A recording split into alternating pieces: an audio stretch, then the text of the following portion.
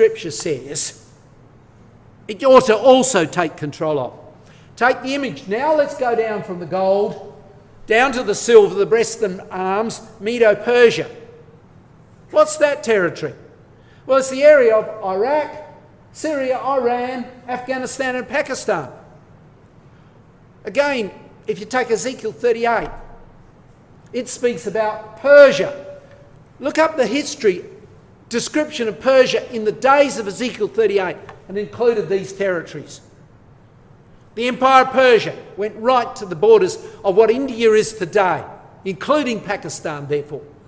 So it included these countries. And now Russia's in the Middle East. What's happening? They've got allies. Look at this. Leader of Iraq.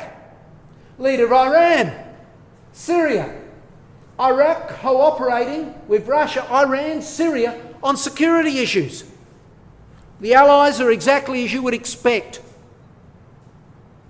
And even Iran, when Putin came down, only a few days ago, to meet the Iranians, they said the best and most important alliance in the whole history of the Islamic Republic has been formed between us, Iran and Russia. They were staggered. But it didn't stop there. Afghanistan turns to Russia. Look at the date. Only a little over a month ago.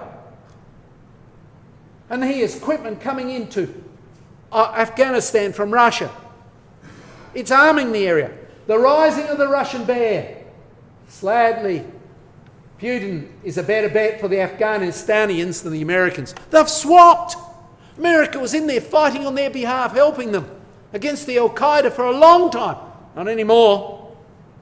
They've left, and straight away they've gone pro-Russia. Amazing. No, it isn't. It's what the Bible said. But what about Pakistan? Well, we've got to go back a little bit. Last year, in came the leader, the Russian defence minister, to Pakistan and agreed to supply them oil and natural gas through pipelines and also to arm Pakistan. The Russian defence minister and his Pakistani counterpart signed a deal on military cooperation, allies all the way to the river Indus, to the borders of India, the territory of Medo-Persia, aligned and allied with Russia already. And you know, it's not stopping there. Look at this situation. Iran, Hezbollah prepare major ground offensive, fighting with Russia in Syria. Hundreds of Iranian troops have arrived, backed by the Hezbollah and rebel fighters from Iraq and Afghanistan in Syria, not far from Israel.